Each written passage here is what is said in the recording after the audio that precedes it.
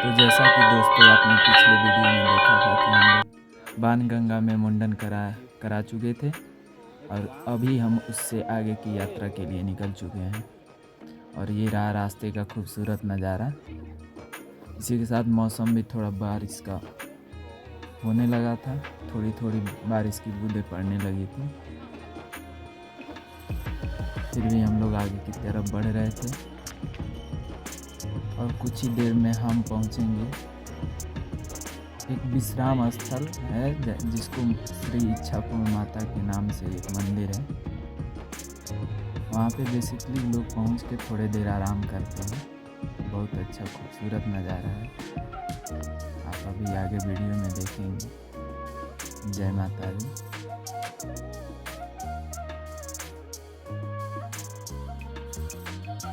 ये बाहर बजरंगबली। और फिर यहाँ आराम करने के पश्चात हम लोग आगे की यात्रा के लिए निकल गए। और आगे हम लोग जाने के बाद से थोड़ी देर इंतज़ार किया, क्योंकि जो लोग हमारे साथ थे वो थोड़े धीरे चल रहे थे, वो पीछे थे। हम भी उन्हीं का इंतज़ार कर रहे थे। फिर साथ आने के बाद फिर हम लोग आगे के लिए प्रस्थान कर चुके थे। और अभी कुछ ही देर में श्री माता वैष्णो देवी के चरण पादुका धाम मंदिर आएगा, जहाँ पे माँ ने रुक के पीछे देखा था। और तब तक यहाँ बारिश शुरू हो चुकी थी, काफ़ी तेज़ बारिश हो रही थी। हम लोगों ने भी बारिश को देखते हुए थोड़ा देर इंतज़ार किया। फिर भी कुछ लोग बारिश का आनंद लेते हुए आगे बढ़ रहे थे। वहाँ मौसम का कोई भरोसा नहीं, कभी भी बारिश कभी भी धूप हो सकती है। काफ़ी खुशनुमा मौसम रहता है। और इसी के साथ हम पहुँच चुके थे चरण पादुका मंदिर। यहाँ पे सभी लोग एक साथ होकर दर्शन किए। और ये जो लोग अभी आप देख रहे होंगे घोड़े से वापस आ रहे हैं, ये लोग दर्शन करने के बाद वापस आ रहे हैं। और हमें इन्हीं की उल्टी दिशा में आगे की तरफ जाना था। और हम लोग कुछ देर रुके हुए थे ताकि सभी लोग इकट्ठा हो जाएं, फिर आगे बढ़ेंगे। और इसके बाद फिर हम लोग आगे की तरफ चढ़ाई शुरू कर दिए थोड़ी देर रुकने के बाद।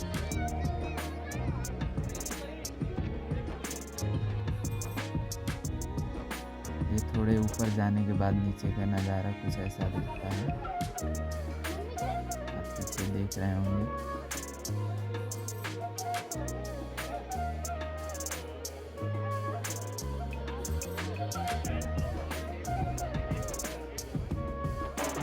और यहाँ पे ढोल नगाड़े बजते रहते हैं, आप भी यहाँ पे डांस कर सकते हैं।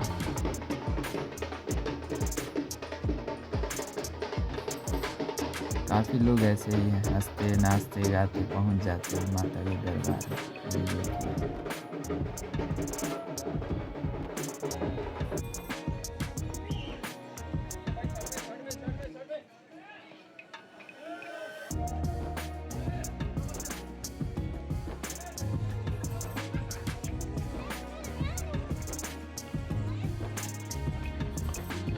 अभी हमारा कुछ देर बाद अगला पड़ाव आएगा, जिसको अर्धकुंवारी के नाम से जानते हैं, जहाँ पर हम सभी लोग इकट्ठा होंगे, कुछ नाश्ता होगी और फिर आगे बढ़ेंगे। ये घोड़े पालकी पिट्ठू अर्धकुंवारी तक जाते हैं, उसके आगे नहीं जाते हैं। वहाँ से बैटरी रिक्शा चलती है और बैटरी रिक्शा की बुकिंग 2-3 महीने पहले होती है। इसीलिए अगर आपको जाना है तो उस हिसाब से प्लान करके ही जाएं। और यहाँ पे हम लोग कुछ जलपान किए।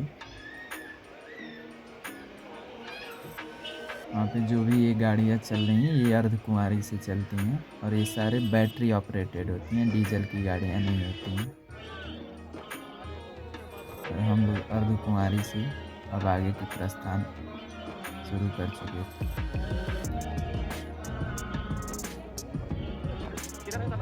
यहाँ से कुछ ज़्यादा दूर नहीं है, शायद 3 या 4 किलोमीटर होगा माता का मंदिर।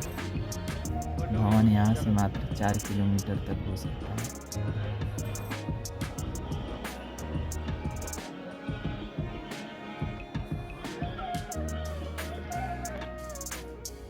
और हम लोग बस भवन से कुछ ही दूर पर भोजनालय है, वहाँ हमने कुछ भोजन किया।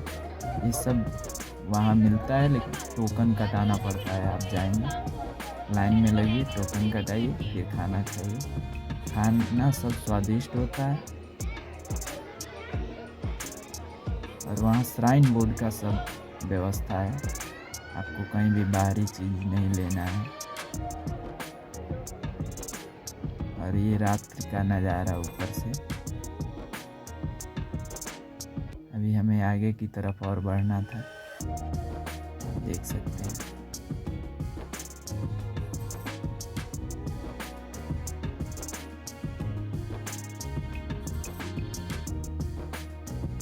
काफ़ी अच्छा लगता है, आप जाएं, ज़रूर दर्शन करें।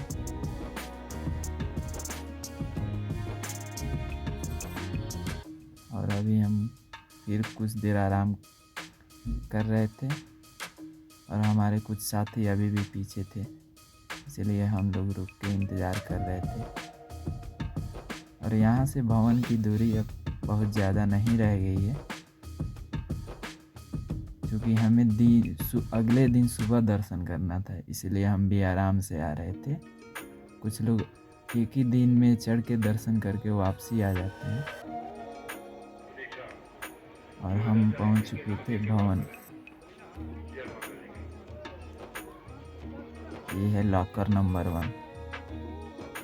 आप जब वैष्णो देवी धाम के लिए जाएंगे तो सबसे पहला यही मिलेगा आपको, लॉकर नंबर 1। और हम रात्रि में आराम किए, और अगले दिन सुबह हम तैयार हुए। हमें आरती में बैठना था। आरती की एक फीस होती है, जो जमा करने के बाद आपको आरती में बैठने का मौका मिलेगा। ये वहीं का खूबसूरत नज़ारा है, वहाँ से ये पहाड़ियों का।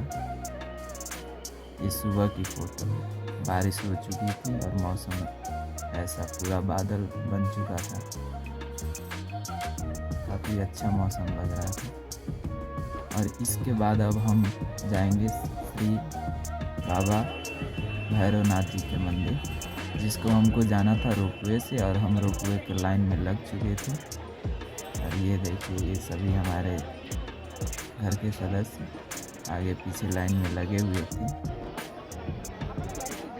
यहाँ भी आपको टोकन कटाना पड़ेगा, 100 रुपये में आना और जाना। अगर आप पैदल जाना चाहते हैं तो पैदल भी जा सकते हैं, लेकिन वहाँ की चढ़ाई ज़्यादा होती है और टाइम भी आपका लग सकता है। इसमें लाइन लगती है, बड़ी लाइन लगती है, लेकिन आप आराम से टाइम देंगे तो आराम से आधे घंटे में आप दर्शन करके वापस आ सकते हैं। ये आप देख सकते हैं बजरंगबली के खूबसूरत मौसम का नज़ारा लेते हुए। अब हम पहुंच चुके थे बहुत जल्द रोपवे ऑफिस, जहां से हमें इसमें सवार होना था। आप देख सकते हैं वीडियो में, ये ऑफिस पहुंचने के बाद का नज़ारा है। और हम लोग सवार हो चुके थे रोपवे में। एक बार में 50-60 आदमी जाते हैं। और ये देखिए, एक ऊपर की तरफ जा रहा है, जो कि भवन के भैरव बाबा के लिए जाने के लिए मिलता है। लाइन लगानी पड़ती है, टोकन मिलेगा, टोकन के बाद आप इसमें जा सकते हैं। हाँ, लाइन में एक मेंबर को एक ही टोकन मिलेगा। अगर 5 मेंबर हैं तो लाइन में 5 आदमी को लगना होगा। टोकन वहाँ 5 आदमी के देखने के बाद ही 5 टोकन मिलेगा, इसीलिए लाइन में भी सभी लोग लगें, ध्यान से रहें। और ये देखो, कुछ लोगों को ऊंचाई से डर लगता है, तो वो लोग छुपे हुए थे।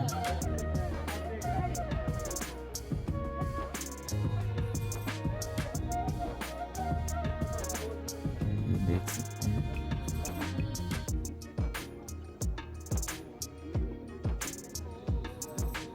और अब हम लोग दर्शन करके वापस आ चुके थे भवन पर। यहाँ से अब हमें फिर उतरना था।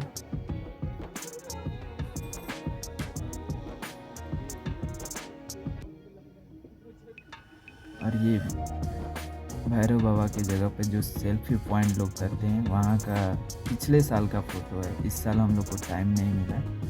इसी के साथ जय माता दी। और यहाँ पे वैष्णो देवी ब्लॉग्स ख़त्म होता है, लास्ट पार्ट।